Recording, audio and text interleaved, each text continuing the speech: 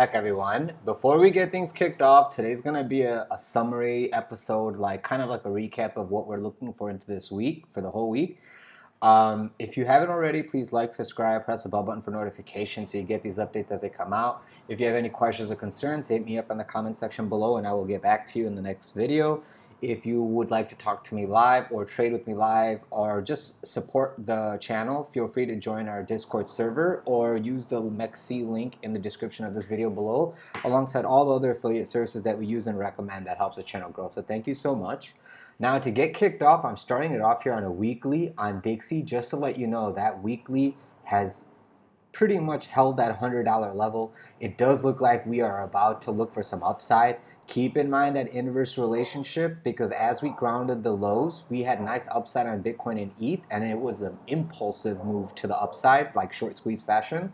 Now it looks like Dixie is putting in its bottom, and if it starts to go to the upside, if that inverse relationship does hold, you should see downside or a pivot top coming in on Bitcoin and ETH, okay? As of right now, I do not think the inverse relationship has been destroyed. It was on hold for the last 2 weeks due to all the central banks with their monetary policies. But right now, yen is showing weakness to dollar, and all that is showing into the market. So just be aware of that moving forward. Sorry for the background noise. My neighbor got a new puppy, and they are just going crazy. So if you hear that in the background, I'm sorry about that. All right, so we're basically done on Dixie. This week's close is going to matter if we look for a new low or not. If the last week wick to 110 holds, then this week I'm looking for above 101. And if that closes above 101, we can look for confirmation of that pivot on a weekly time frame on our crypto assets to see if that inverse relationship holds through. So let's go now. I'm going to turn all this off. And I want to show you guys first Bitcoin, and then I'll go to ETH just to show you the difference of what I'm trying to look at. On Bitcoin on the weekly, everything looks good. We got weekly continuation into the level of resistance over here at 63.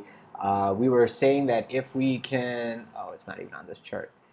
If we can get above the this weekly high over here around 64 on CME, we can look for a continuation. We just went into that level and we had a little bit of a pushback.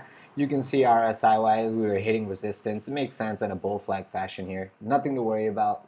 It's all good until we have a break of structure. On a daily, you can see we filled that gap and we actually impulsed them into it, and we are holding above into the previous resistance. As long as we can hold above 62.5, I can see us get above 65.5, and then we can look for the next high. This is one aspect of the trade, okay? Bitcoin looks like it wants to set up a further continuation to the upside. Now the bad news, okay? Everything looks good on Bitcoin. Here's the bad news. Here's Ethereum, okay? Very, very ugly retrace into the resistance where we rejected. And this big gap above us is what we're trying to see. Are we going to just impulse above 2,800 this week on a weekly? And I'll show you on the weekly in a second. Are we going to get above this 28 and then actually go to fill this gap at 3,000 and then swing failure pattern and find support at 28 and then continue back up into those higher levels of 35 or not? So kind of like a zigzag, like up, come back, find support, and then continuation in an inverse head and shoulder fashion.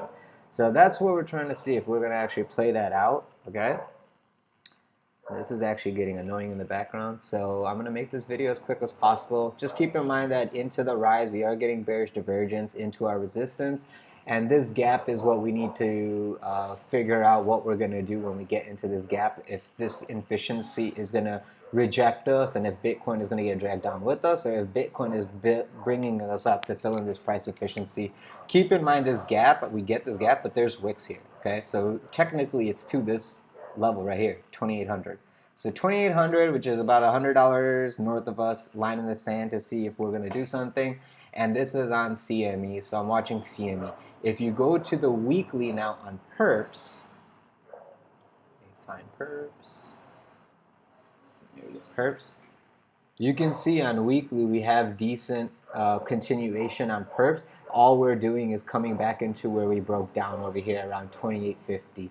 So 2850 to 2780 on CME. There's a little bit of premium on perps, but it's still a sequence of lower highs on weekly, okay? So this week's candle, are we going to show this as a weekly top into resistance, or are we going to look for weekly continuation into the order block of like 3,000, and then we want to roll on over, find some support at 2,800 again, and then look for continuation? Like, is this the bottom for bull run continuation, or are we basically consolidating on support to find a true support near 2,000 and then looking for continuation later?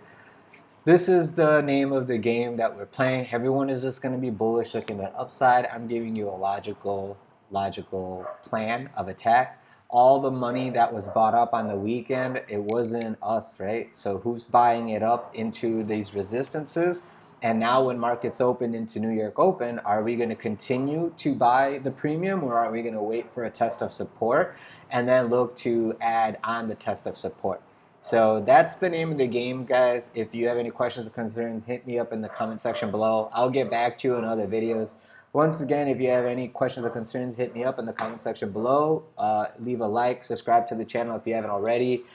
Press the thumbs up button. If you are interested in trading with me live or would like to support the channel, feel free to join the Discord server. Link to the server is in the description of this video below, alongside all the other affiliate services that I use and recommend that helps the channel grow. So thank you guys so much, and we'll see you guys in the next one. Hope you had a great weekend. Happy Monday.